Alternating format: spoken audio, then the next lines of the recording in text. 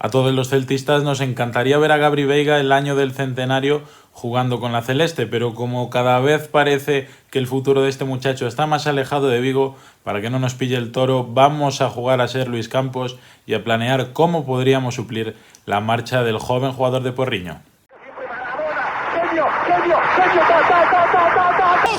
¡Grande Leo! Los adjetivos lo van a poner ustedes en su casa. No digan Celta, digan Real Club Aspas de Vigo, gol del Príncipe. ¡Marcó el Príncipe de las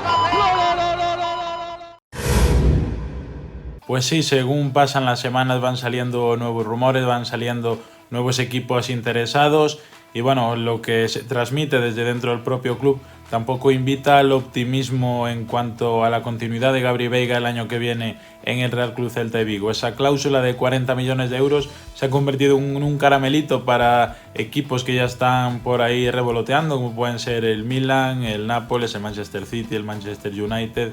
Bueno, una gran lista de equipos grandísimos que parecen interesados en hacerse con los servicios del centrocampista del Celta. Esto, si lo sumamos, como digo, a lo que dijo hace unas semanas el presidente, el señor Carlos Mourinho, pues no auguran nada bueno en cuanto a la continuidad, como digo, de Gabri vistiendo la camiseta del Celta. Esto decía, vamos a recordarlo. Nosotros bajo ningún concepto queremos vender a Gabri, bajo ningún concepto. Pero también digo que nos lo van a comprar. Aunque jugáramos prácticamente con 11 canteranos en el primer equipo, no tendríamos cabida para poder pagarle lo que le pagan otros equipos. No queremos levantar falsas expectativas de algo que creemos que no se va a dar. Un poco de menosprecio al chico, ¿no? Mira, yo sé que te dan esto, pero mira, yo te puedo dar menos de la mitad. ¿Por qué no te vienes conmigo? Para comprarlo tienen que pagar la cláusula, si no, no se vende. Nos estaríamos engañando si dijéramos que le vemos posibilidades de que se quede. No se las vemos. No sé a él, pero a nosotros el Madrid no nos ha preguntado. Si alguien nos llama preguntando por Gabri, el discurso es muy fácil. Oye, tenéis que poneros de acuerdo con él es el que va a decidir al equipo que quiera ir, y a nosotros hay que pagarnos la cláusula. Hay varios que han preguntado por él, pero si cerráis los ojos y os imagináis los 10 primeros de la liga inglesa, a lo mejor llamaron 4. Yo creo que lo primero que habría que hacer es intentar blindar a este chico y hacer un equipo acorde a su nivel, un equipo que lo pudiese acompañar a llegar un poquito a cotas más altas con el club de su vida, con el Celta.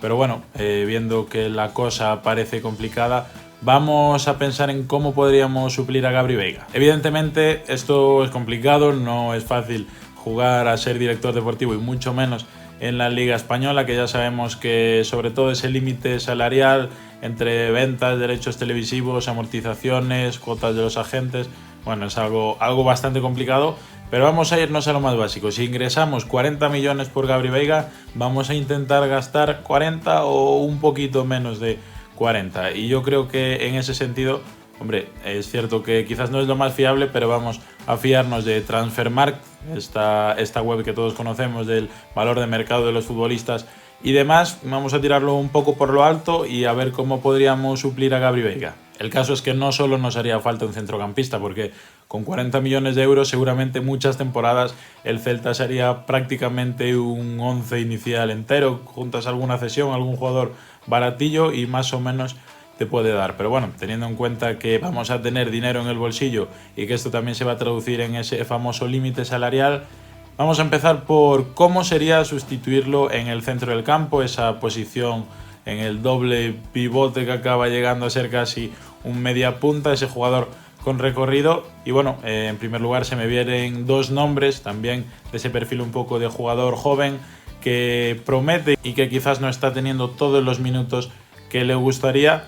Y como digo, vamos a empezar por dos muchachos que ya han demostrado grandes cosas. El primero, que puede saltar un pelín de polémica por de quién es hijo, por quién es su padre, Nico González, el jugador canterano del FC Barcelona, el jugador que a día de hoy está jugando en el Valencia. Es cierto que esta temporada no ha acabado de contar con demasiados minutos o con todos los que le gustaría. También evidentemente le ha mermado mucho una lesión que lo ha tenido fuera de los terrenos de juego alrededor de 2 o 3 meses, por lo que eso también le pudo lastrar. Pero bueno, cuando en el Barça salieron Gavi y Nico, parecía que iban a tener un poco una trayectoria ascendente a la par, pero parece que el hijo de Fran González, como digo, se ha quedado un poquito atrás. A mí, sin embargo, me parece un jugador que, bueno, a sus 20-21 años que tiene todo por demostrar, pero sí que ya le hemos visto muchas cosas, ya no solo con el Barça, sino también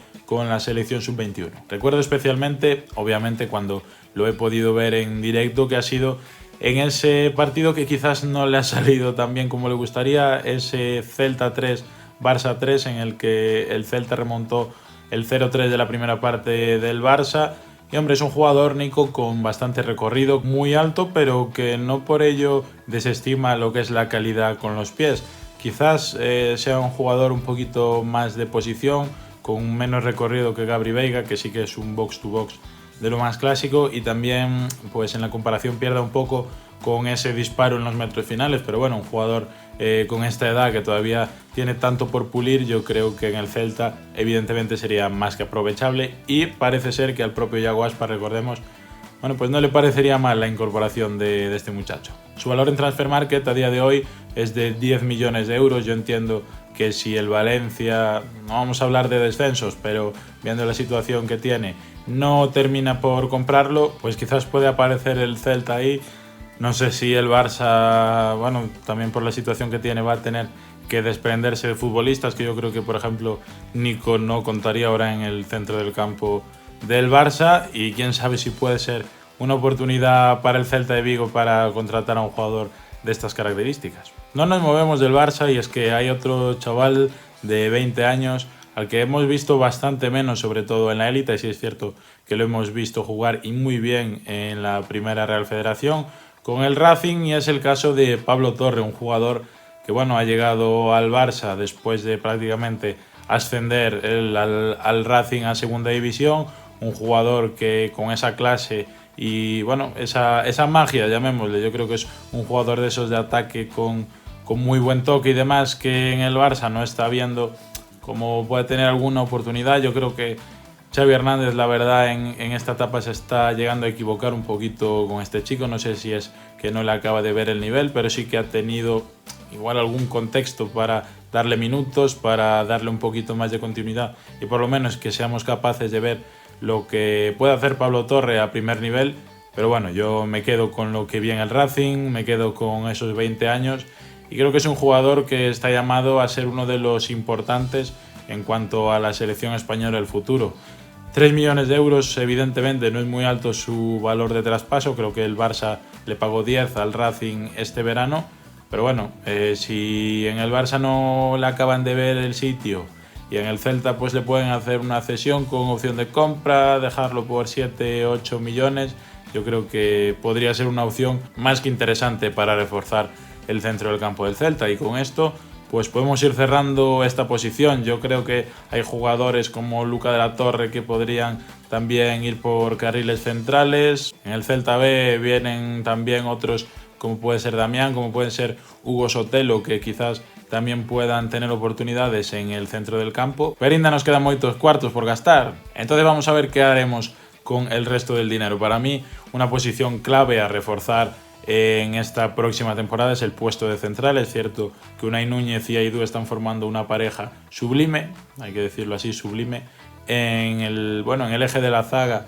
del Celta, pero en cuanto le llegue una sanción, en cuanto le coja algún resfriado alguno de los dos, pues hombre, el siguiente central no me atrevería a decir ni que es Carlos Domínguez, yo creo que es incluso Renato Tapia reconvertido. Entonces, se me ocurren dos jugadores, uno más conocido y otro que quizás todavía no lo tenéis en el radar. El primero es el señor Copete del Mallorca, un central que llegó esta pasada temporada, creo que fue procedente de la Ponferradina, y que está siendo una de las revelaciones de la liga. 1,90 m, muchísima envergadura, buena salida de balón, pie zurdo, que es algo que en el Celta, pese a que Unai pueda jugar en esa posición de central izquierdo, no tenemos un central puramente zurdo. Ya nos pasó con Murillo, ya nos pasó con Araujo y demás, pero bueno, 23 años, yo creo que todos ya lo conocéis, uno de los grandes centrales de esta liga, quitando quizás los equipos más punteros, y que junto a Valgent y a Raillo pues está haciendo un trío en esa defensa del Mallorca, que seguramente, teniendo en cuenta también al Pirata que tienen en punta, pues los está haciendo tener una temporada tan buena para ser el Mallorca, a mi modo de parecer. Y vamos con otro un poquito más exótico, como es el señor Basquiroto, un central que se dice que es el jugador más fuerte del mundo después de la retirada de Akinfenwa. La verdad es que para ese puesto de central junto a Aidú harían una pareja temible, no solo en lo futbolístico. Tiene 26 años, un valor de mercado de 8 millones de euros. Me olvidó de hablar de los 3 millones de euros del valor de mercado de Copete anteriormente. Y bueno, está siendo una de las revelaciones, de las grandes revelaciones de la Serie A esta temporada. La verdad es que tiene una historia un poco curiosa porque creo que era el lateral derecho suplente en el Ascoli.